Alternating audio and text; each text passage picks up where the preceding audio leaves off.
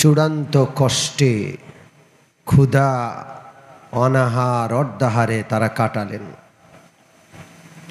৩ বৎসর পর আল্লাহ রাব্বুল আলামিনের কুদরতে তারা মুক্তি পেলেন। বয়কট শেষ হলো, কঠিন অবস্থার অবসান হলো। কিন্তু আল্লাহ তাআলা তো পরীক্ষা করছেন। বয়কট শেষ হতে না হতেই আল্লাহর হাবিব সাল্লাল্লাহু আলাইহি ওয়াসাল্লামের সবচাইতে বড় সহযোগিতাকারী তাঁর প্রিয় চাচা খাজা আবু তালেবের ইন্তেকাল হয়ে যায়। রাসূলুল্লাহ সাল্লাল্লাহু আলাইহি ওয়াসাল্লাম অনেকটা সহায়হীন হয়ে পড়েন। মাত্র ৩ দিনের মাথায় আল্লাহর হাবিব সাল্লাল্লাহু আলাইহি ওয়াসাল্লামের প্রিয় সহধর্মিণী উম্মত জননী আম্মাজান খাদিজাতুল কুবরার ইন্তেকাল হয়ে যায়। আল্লাহর হাবিবকে সান্ত্বনা দানকারীও আর কেউ রইল না। ঘরের বাহিরে সহযোগিতাকারী, ঘরের ভিতরে সান্ত্বনা দানকারী কেউ আর রইল না। আল্লাহর হাবিব একা হয়ে পড়লেন। এমন কঠিন পরিস্থিতি যে মক্কায় যেন আল্লাহর হাবিবের জায়গা নাই। মক্কার প্রতিটা ইট বালু যেন রাসূলুল্লাহ থেকে মুখ ফিরিয়ে নিচ্ছে। মক্কায় যেন কাজ করার আর পরিবেশ নাই। আল্লাহর হাবিব সাল্লাল্লাহু আলাইহি ওয়াসাল্লাম কিছু সময়ের জন্য মক্কা থেকে বের হয়ে তায়েফের উদ্দেশ্যে দাওয়াতের অভিযানে গেলেন। মক্কা থেকে প্রায় ১০০ কিলোমিটার দূরে তায়েফ। আল্লাহর হাবিব সাল্লাল্লাহু আলাইহি ওয়াসাল্লাম যখন মক্কায় আর দাওয়াতি কাজ চালাতে পারছেন না, নবীজি মক্কার পর চিন্তা করলেন একটু তায়েফ যাওয়া যায় কিনা। দাওয়াতি কাজের জন্য আল্লাহর রাসূল সাল্লাল্লাহু আলাইহি ওয়াসাল্লাম তায়েফ গেলেন। তায়েফে আল্লাহর রাসূল সাল্লাল্লাহু আলাইহি ওয়াসাল্লামের আত্মীয়রা থাকতো, দূর সম্পর্কের আত্মীয়। ৩ জন বড় বড় সর্দার ছিল, মাসউদ, হাবিব, আবদে ইয়ালিল। এই ৩টা ভাই, এরা হলো সর্দার বংশের। মনে করেন ৩ ভাই তায়েফের সর্দার, দূর সম্পর্কের আত্মীয় আল্লাহর রাসূলের। আল্লাহর হাবিব সাল্লাল্লাহু আলাইহি ওয়াসাল্লাম সেখানে গিয়ে চিন্তা করলেন আমার আত্মীয়রা নিশ্চয় আমাকে দূরে ঠেলে দিবে না। তাদেরকে ইসলামের দাওয়াত দিলেন, দ্বীনের দাওয়াত দিলেন। এই ৩ ভাই আমার রাসূলের দাওয়াতকে প্রত্যাখ্যান করল। আল্লাহর হাবিব সাল্লাল্লাহু আলাইহি ওয়াসাল্লামের দাওয়াত গ্রহণ তো করলই না, আল্লাহর রাসূল তায়েফে অবস্থান করবেন সেটাও তারা সহ্য করল না।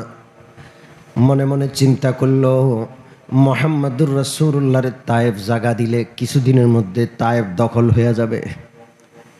আমাদের যে নেতৃত্ব, সর্দার বংশের সর্দার আমরা, আমাদের সর্দারি থাকবে না।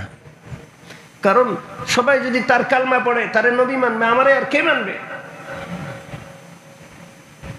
তারা রাসূলুল্লাহর অবস্থানকেও সইতে পারল না। চোখ উল্টায় ফেললো, চেহারা ফিরায় ফেললো, আর বললো এই মুহূর্তে তায়েফ ছেড়ে চলে যেতে হবে। এবং দায়িত্ব দিল ছোট পোলাপাইনরে, দুষ্ট বাচ্চাদেরকে, যাও তাড়ায় দিয়ে আসো। তায়েফের দুষ্ট বাচ্চারা আল্লাহর হাবিব সাল্লাল্লাহু আলাইহি ওয়াসাল্লামের গায়ে পাথর নিক্ষেপ করা শুরু করলো। পাথর নিক্ষেপ করতে করতে রাসূলুল্লাহকে মক্কা থেকে তাড়াবে। পাথরের আঘাতে আঘাতে আমার নবীজির সারা শরীর ক্ষতবিক্ষত হয়ে যায়। আল্লাহ রাসূলের সফর সঙ্গী ছিলেন একজন মাত্র, হযরত যায়েদ ইবনে হারেসা, রাসূলুল্লাহর পালক পুত্র। তিনি আল্লাহ রাসূলকে চতুর্দিক থেকে পাথর থেকে বাঁচানোর জন্য চেষ্টা করছে। তার মাথা, তার দেহ ক্ষতবিক্ষত হয়ে গেছে, রাসূলুল্লাহর দেহ ক্ষতবিক্ষত হয়ে গেছে। আল্লাহর হাবিব সাল্লাল্লাহু আলাইহি সাল্লাম এই দুষ্ট ছেলেদের থেকে নিজেকে বাঁচিয়ে একদিকে চলে গেলেন, মক্কা তায়েফ শহর ছেড়ে আলাদা কোনো এক এলাকায় চলে গেলেন। কঠিন অবস্থা, সারা শরীরের রক্ত পায়ে এসে জমা হলো, স্যান্ডেল বা জুতা পায়ের সাথে রক্ত শুকিয়ে শক্তভাবে আটকে গেল। একটা বাগানের ভিতরে রাসূলুল্লাহ আশ্রয় নিলেন। আল্লাহর হাবিব সাল্লাল্লাহু আলাইহি ওয়াসাল্লাম গাছের নিচে বসছেন, ছায়ার নিচে বসে একটু বিশ্রাম নিচ্ছেন। ওই বাগানের মালিক ছিল মক্কার দুইজন কাফের, নাম হলো উতবা আর শাইবা, দুজন ভাই। এরা আল্লাহ রসুলের জানের দুশ্মন। তাদের বাগান বাড়ি হলো তায়েফে। তাকায়া দেখে মুহাম্মদুর রাসূলুল্লাহ তাদের বাগান বাড়িতে। জানের দুশ্মন হওয়া সত্ত্বেও আল্লাহ রসুলের এই অসহায়ত্ব দেখে তাদের দয়া হলো। বাগানের মালিক যে, তার নাম হলো আদ্দাস, তাকে ডেকে উতবার শাইবা বাগানের মালিক বলে, যাও একটা প্লেটে করে কিছু আঙ্গুর নিয়ে ওই মুহাম্মদুর রাসূলুল্লাহকে দাও। নিজেরা যায় না, মালি বাগানের পরিচর্যাকারীকে পাঠালো। তার নাম আদ্দাস, ঐতিহাসিক নাম। আদ্দাস একটা প্লেটে করে আঙ্গুর নিয়ে রাসূলুল্লাহর কাছে গিয়ে বলে, এটা খান। আল্লাহর হাবিব সাল্লাল্লাহু আলাইহি ওয়াসাল্লাম বিসমিল্লাহ বলে একটা আঙ্গুর ধরলেন আর মুখে দিলেন। আদ্দাস জিজ্ঞেস করে, বিসমিল্লাহ এটা আপনি কোথায় পেলেন? এই এলাকায় তো আল্লাহ নাম মুখে ধারণ করার কেউ নাই। আল্লাহর হাবিব সাল্লাল্লাহু আলাইহি ওয়াসাল্লাম তার দিকে তাকাইলেন আর বললেন, বাড়ি কোথায়? আদ্দাস বলে, আমার বাড়ি নিনোয়া। আল্লাহর রাসূল বললেন, হযরত ইউনুস আলাইহিস সালাতু ওয়াস সালামের এলাকা নিনোয়া। আদ্দাস বলে, আপনি ইউনুস আলাইহিস সালাতু ওয়াস সালামকে কিভাবে চিনেন? আমার নবী বললেন, ইউনুস আলাইহিস সালাম আল্লাহর নবী, আমার নাম মুহাম্মদ, আমিও আল্লাহর নবী। নবীরা একে অপরের ভাই হন, ভাই ভাইকে তো চিনে, আমি আমার ভাই ইউনুসকে কেন চিনব না? আল্লাহ। আদ্দাস তাকায় আছে চেহারার দিকে, যে বলে কি, আল্লাহর রসুল আমার বাগানে।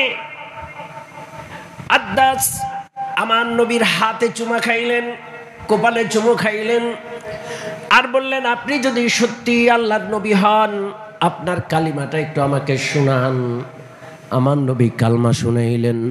আদ্দাস আমার নবীর হাতে হাত রেখে তৎক্ষণাৎ কালমা পড়ল, লা ইলাহা ইল্লাল্লাহু মুহাম্মাদুর রাসূলুল্লাহ। যাদের কাছে গিয়ে দাওয়াত দিল, কেউ দাওয়াত গ্রহণ করলো না। যাকে তেমন কোনো দাওয়াত দেওয়া হয় নাই, সে রাসূলুল্লাহকে চিনল এবং সাথে সাথে নিজেই রাসূলুল্লাহর কালিমা তার মুখ থেকে বের করে ওই কালিমা গ্রহণ করে সে মুসলমান হলো। আল্লাহ। কতবার তায়েফে যাওয়া হলো, আদ্দাস কোন এলাকায় থাকতো জানতাম না। এই গতবার হজে যাওয়ার পর হযরত আদ্দাসের বাগানে যাওয়ার সুযোগ হলো। হযরত আদ্দাস যেই জায়গাটায় রাসূলুল্লাহকে আঙ্গুর খাইয়েছেন, সেই জায়গাটা একটা ছোট্ট মসজিদ করা হয়েছে, মসজিদে আদ্দাস। সেখানে দুপুরবেলায় আমরা গেছি। মসজিদের ভিতরে একটু ঢুকে, নামাজের সময় ছিল না, ঠিক দুপুর, মসজিদের ভিতরে একটু দোয়া করার সুযোগ হয়েছে। এর আগে কতবার তায়েফে গেলাম, খুঁজে পাওয়া যায় না। আল্লাহর মেহেরবানি এইবার হজে গিয়ে যাওয়া হলো। আমি আবেগ আপ্লুত হয়ে গেছিলাম। হযরত আদ্দাসের ঘটনা তো সবসময় পড়ছি, এবং মেরাজের ঘটনায় ওনার ঘটনা আসেই আসে, কিন্তু কখনো এই জায়গাটাই আদ্দাসের জায়গা, এটাই সেই বাগান, যাওয়ার সুযোগ মাত্র এবার হলো। আল্লাহ আমাদেরকে যাওয়ার তৌফিক দান করেন। আল্লাহর হাবিব সাল্লাল্লাহু আলাইহি সাল্লাম আঙ্গুর খেয়ে যখন অবসর হলেন, একটু শান্ত হলেন, আল্লাহ রাব্বুল আলামিনের দরবারে হাত তুলে দোয়া করলেন, আল্লাহুম্মা আশকু ইলাইকা যুফা নাফসি যুফাত কুওয়াতি। আয় আল্লাহ, তায়েফবাসী আমাকে ক্ষতবিক্ষত করেছে, আমি বদদোয়া করব না, বরং আমি বলবো আমি দাওয়াত দেওয়ার ক্ষেত্রে যেভাবে সুন্দর করে দাওয়াত দেওয়ার কথা ছিল হয়তো সেভাবে আমি পারি নাই, আমি আমার দুর্বলতার কথা আপনাকে জানাচ্ছি। আল্লাহ রাসূলুল্লাহ কোনো বদদোয়া করলেন না। আল্লাহর হাবিব ক্ষতবিক্ষত অবস্থায় যে দোয়াটা পড়েছেন হাদিসের কিতাবে, সেই দোয়াটা আছে বড় আজব দোয়া।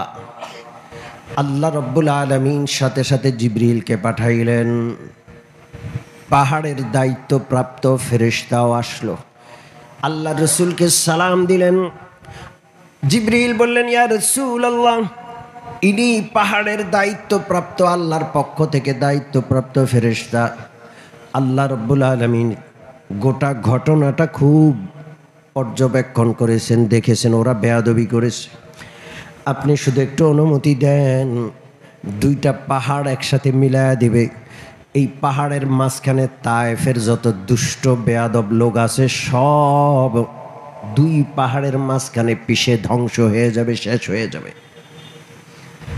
আল্লাহ রসুল বললেন, আমাকে তো আল্লাহ রহমাতুল লিল আলামিন করে পাঠিয়েছেন, আমি বদদোয়া দিব না, বরং আমি আশা করি এরা আজকে মুসলমান হয়নি, এদের পরবর্তী প্রজন্ম ইনশাআল্লাহ কালমা পড়ে মুসলমান হবে। আর আল্লাহর কি হিকমত, দেখা গেল এই যখন এই দোয়াটা করলেন এর থেকে 15 বছরের মাথায় বা 13-14 বছরের মাথায় গোটা তায়েফবাসী কালমা পড়ে মুসলমান হয়ে যায়। রাসূলুল্লাহ তায়েফ থেকে ফেরত আসছেন, পথে নাখলা নামক একটা এলাকা, নাখলা, সেখানে রাসূলুল্লাহ সাল্লাল্লাহু আলাইহি ওয়াসাল্লাম ফজরের সালাত আদায় করছেন, সাথে যায়েদ ইবনে হারিসা, রাসূলুল্লাহ ইমাম। একটা বিপ্লব ঘটে গেছে, মানুষ তায়েফের মানুষগুলো রাসূলুল্লাহকে ফিরাইয়া দিছে, কিন্তু আল্লাহ রাব্বুল আলামিনের দাওয়াত কখনো বৃথা যায় না। একদল ফিরাইয়া দেয়, আরেক দল মাথা পেতে গ্রহণ করে নেয়, ঠিক কি ঠিক না? এটা আজব, এক জায়গায় দাওয়াত দিছে কেউ পাত্তাই দেয় না, আরেক জায়গায় দাওয়াত দেওয়া লাগে না, দেখে মাথায় তুলে নিছে, আসেন আমাদের কাছে, ঠিক কি ঠিক না? তায়েফ থেকে রাসূলুল্লাহ মনে কষ্ট নিয়ে ফেরত যাচ্ছেন, আর একদল জিনকে আল্লাহ পাঠাইয়া গোটা জিন জাতির মধ্যে ইসলামের বিপ্লব ঘটিয়ে দিয়েছেন। মালিককে রাসূলুল্লাহ জানেন না। আল্লাহ তাআলা কোরআনের আয়াত করে নাজিল করে রাসূলুল্লাহকে সংবাদ দিলেন, ও নবীজি, আপনি যে কোরআন তেলাওয়াত করছেন ওই তেলাওয়াতের আওয়াজ শুনে জিন জাতির বিপ্লব হয়েছে, আপনি জানেন না, এই যে আমি আয়াত নাজিল করে আপনাকে জানাইলাম। আল্লাহ। রাসূলুল্লাহ মক্কায় ফেরত আসলেন তায়েফ থেকে, মনে বড় কষ্ট। মক্কায় ঢুকবেন কিভাবে? মক্কা ত্যাগ করে তিনি বের হয়েছেন, আবু তালেব নাই, খাদিজাতুল কুবরাও নাই, বাহির থেকে আমার রসুলকে সহযোগিতা করবে এমন লোক আবু তালেব নাই, ঘরে আমার রসুলকে সান্ত্বনা দিবে খাদিজাতুল কুবরা নাই। মক্কায় ঢুকবেন কিভাবে? রাসূলুল্লাহ মক্কার বাহিরে দাঁড়িয়ে অপেক্ষা করছেন। একজন কাফের নেতা, নাম হলো মুতঈম ইবনে আদি, কাফের, মুসলমান হয় নাই কিন্তু সে, এবং কাফের অবস্থায় মারা গেছে। মুতঈম ইবনে আদি বড় মানবিক, দৌড়ায় এসে বলে, মুহাম্মাদুর রাসূলুল্লাহ আল আমিন, জীবনে কোনোদিন মিথ্যা বলে নাই, জীবনে কোনোদিন অন্যায় কাজ করে নাই, সবসময় ন্যায়ের পথে আহ্বান করে। আমি হয়তো মুমিন নয়, মুসলমান নয়, আমি রাসূলুল্লাহর সহযোগী। আল্লাহু আকবার। আবু তালেব নাই, এই জন্য রাসূলুল্লাহর পাশে কেউ থাকবে না, আমি আসি। নিজের সন্তানদেরকে ডাকলো যে অস্ত্রে শস্ত্রে সুসজ্জিত হয়ে আসো, আমার নবীজিকে মাঝখানে নিয়ে চতুর্পাশে সে এবং তার সন্তানরা নিরাপত্তা বলয় দিয়ে মক্কায় রাসূলুল্লাহকে ঢুকাইল। আল্লাহ। রাসূলুল্লাহ মক্কায় প্রবেশ করলেন, নিরাপত্তা পেলেন, কিন্তু মনটা ভালো না, সারা শরীরে ক্ষতের চিহ্ন। তায়েফ থেকে ব্যর্থ হয়ে আসছে, মক্কার মানুষ টিটকারি করে, তায়েব গেলা, কেউ তো নিল না, মায়ের খাইয়া আসছ, সবাই টিটকারি করে, রাসূলুল্লাহর দাওয়াত গ্রহণ করে না। একদিন গভীর রাতে শুয়ে আছেন, ঘুম আসে না। কাবা ঘরের পাশে আল্লাহর হাবিব সাল্লাল্লাহু আলাইহি ওয়াসাল্লাম উম্মে হানি তার চাচাতো বোনের ঘরে ঘুমাইলেন। আবু তালেবের মেয়ে উম্মে হানি নিজের ঘরে ঘুমাইলেন না, কারণ মক্কার দুশমনরা যদি রাতের বেলায় আমার নবীর উপর আঘাত করে। উম্মে হানির ঘরে ঘুমাইছেন, ঘুম আসে না, চোখের পানি শুধু পড়ে। আল্লাহ, এত বড় দায়িত্ব আমাকে দিছেন, কেউ তো গ্রহণ করছে না, আমি কিভাবে দায়িত্ব পালন করব? কাঁদতে কাঁদতে বালিশ ভিজে যায়, একটু করে চোখটা লেগে আসে। আল্লাহ তাআলা জিবরিলকে পাঠাইলেন, যাও, আমার নবীর কেউ নাই দুনিয়াতে, আবু তালেব নাই, খাদিজা নাই, তায়েব গেছে, তায়েব থেকে ক্ষত বিক্ষত দেহ নিয়ে নবীজি আসছেন।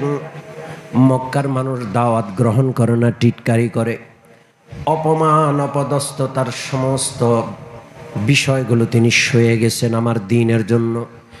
এর চেয়ে বেশি অপমানের আর সুযোগ নাই। আমার নবীর ইজ্জতের জিম্মাদার আমি আল্লাহ। আমার দ্বীনের জন্য এত অপমান যিনি বরদাস্ত করলেন, এত নির্যাতন যিনি সইলেন, তাকে আমি এমন সম্মান আর এমন মর্যাদা দিব, কিয়ামত পর্যন্ত পৃথিবীর মানুষ সেই মর্যাদার দিকে তাকাইয়াই থাকবে। আল্লাহু আকবার। হযরত জিবরিল আসলেন, মিকাইল আসলেন, উম্মে হানির ঘরের ছাদ ফেটে যায়, ছাদ দিয়ে প্রবেশ করলেন, নবীজিকে ঘুম থেকে জাগ্রত করে বসাইলেন, মহান রব্বুল আলামিনের পক্ষ থেকে দাওয়াত পৌঁছাইলেন। স্বয়ং আল্লাহ রব্বুল আলামিন আপনার সাথে সাক্ষাতে আগ্রহী। আল্লাহু আকবার। রাসূলুল্লাহকে আল্লাহর দাওয়াত, আল্লাহর বাড়ির দাওয়াত। ১৬ লক্ষ নবী আল্লাহ পাঠিয়েছিলেন, কোন নবীকে আল্লাহ রব্বুল আলামিন দাওয়াত দিয়ে ঊর্ধ্ব জগতে আল্লাহর আরশের মেহমান বানান নাই। একমাত্র আখেরি নবী, বিশ্ব নবী, আমার আবার আপনার নবী মুহাম্মদুর রাসূলুল্লাহকে আল্লাহ তাআলা তার সাক্ষাতের সৌভাগ্য দান করেছেন, তার আরশের মেহমান বানিয়েছেন। আল্লাহু আকবার। এই যে আল্লাহর রসুলকে ঊর্ধ্ব জগতের মেহমান হিসাবে ঊর্ধ্ব জগৎ ভ্রমণ করালেন, এটাকে বলে মেরাজ। মেরাজের আলোচনা শুরু হবে। এতদিন পর্যন্ত ২-৩ সপ্তাহ ব্যাপী মেরাজের ভূমিকা আনুষঙ্গিক আলোচনা হয়েছে, কারণ শুধু মেরাজ ফট করে আলোচনা করলে মেরাজের মাহাত্ম্য বোঝা সম্ভব না। আগে যে কত কষ্ট গেছে, কত অপমান, কত কষ্ট, কত নির্যাতন ভোগ করেছেন, এরপরে আল্লাহ মেরাজের মর্যাদা দিয়েছেন। এখন মেরাজের আলোচনা শুনলে বুঝে আসবে যে মেরাজ এর সম্মান আল্লাহ কত কত পরীক্ষার পরে দান করেছেন। এই মর্যাদা এমনি এমনি দেন নাই, বিশাল পরীক্ষা এর আগে আছে। ঠিক কি ঠিক না? সম্মানিত উপস্থিতি, আগামী সপ্তাহ থেকে মেরাজের আলোচনা সংক্ষেপে করার চেষ্টা করব ইনশাআল্লাহ। এক কথায়, দ্বীনের জন্য কোনো কষ্ট আসলে মাথা পেতে সইব ইনশাআল্লাহ।